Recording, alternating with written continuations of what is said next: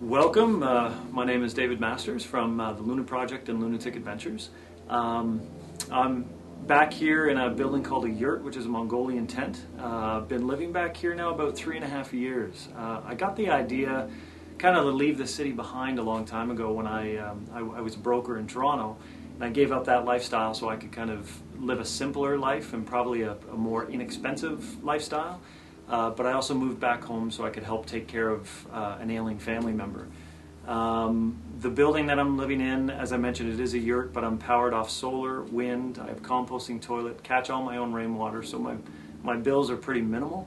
It's a beautiful way to live, and the one thing that I've found, it's really probably the most unique thing about it is it helps facilitate a connection between myself and the natural world. And I know one of the things that we're doing here at the Luna Project is bringing school groups in, corporate groups, just anybody that's really interested in learning to lower their ecological footprint, because everyone's saying that there's, we're in dire straits right now with the environment. Al Gore's telling us, yeah, we need to take care. So we're trying to show people some of the things that we can do. I'm not expecting everybody wants to live in a yurt, but there are some little things that people can do on a daily basis to help lower their footprint and make the world a little bit greener, if that term has kind of been overdone these days. But yeah, it's been fun. So we offer curriculum-based environmental ed. We have corporate events that we do, so big corporate team building events, archery, mountain biking. We run a lot of canoe trips down the Grand River.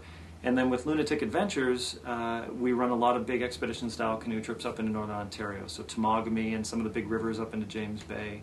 And again, the idea of the company is not really it's not really adventure, it's not about solar, wind, all that sort of thing. It's to facilitate a connection, help people get out into the outdoors and really see their own passions and see the wonderful beauty that we have in nature all around us. So it's a fun process, and I do encourage people to kind of go against their elements and see what they can do to kind of make a difference. And I always tell kids that, follow your dreams. Your dreams are very, very important.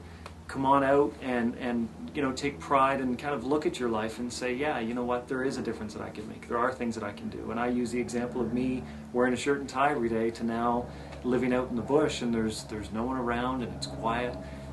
So I can make that relation with people, and I think people are being able to connect to their environment through what we're doing here.